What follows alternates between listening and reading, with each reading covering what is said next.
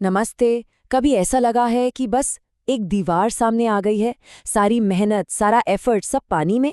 आज हम इसी बारे में बात करेंगे कि कैसे हर ठोकर, हर सेटबैक असल में एक नई और शायद पहले से भी ज्यादा मजबूत शुरुआत बन सकती है। चलिए रीस्टार्ट की इस पावर को समझते हैं। और ये सवाल, क्या बार बार फेल होना एक एंड है? सच कहूं तो ये वो सवाल है जो हम में से ज्यादातर लोगों को सोने नहीं देता, है ना। जब किसी चीज में अपना सब कुछ लगा दिया हो और फिर भी बात ना बने तो दिमाग में यही आता है, शायद ये मेरे लिए है ही नहीं। ये सवाल सीधा हमारे सबसे गहरे डर को कुरेदता है।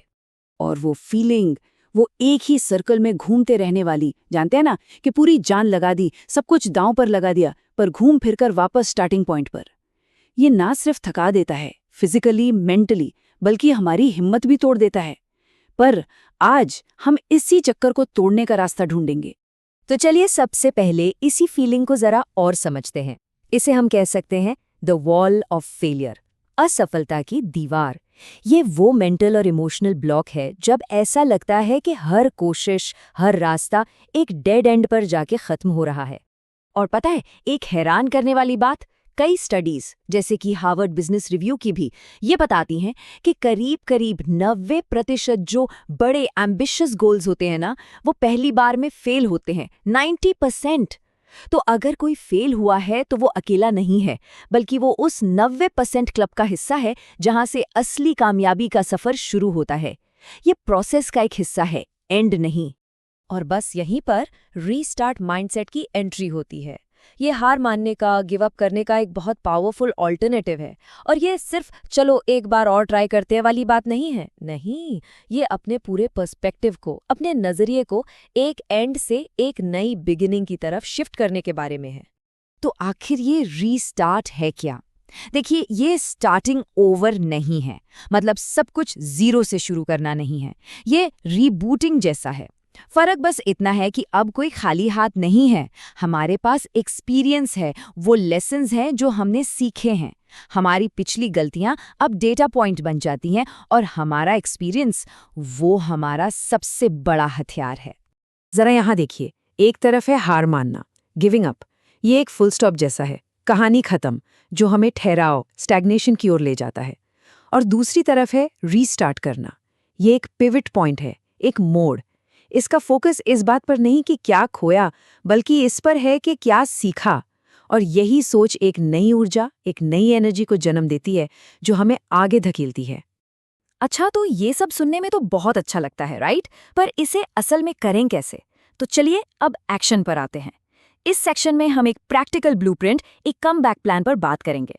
ये सिर्फ मोटिवेशन की बात नहीं है, ये एक clear step by step guide है।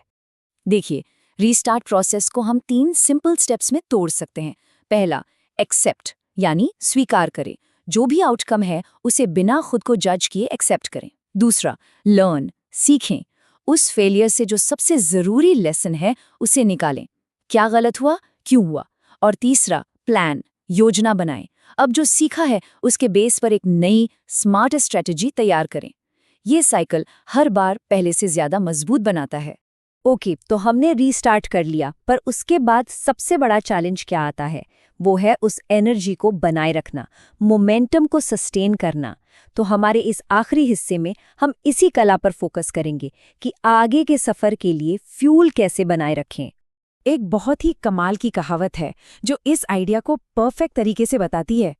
गिरना फेलियर नहीं है, फेलियर तो वहीं गिरे रह जाना है। असली पावर वापसी करने में है, दोबारा उठ खड़े होने के इरादे में है।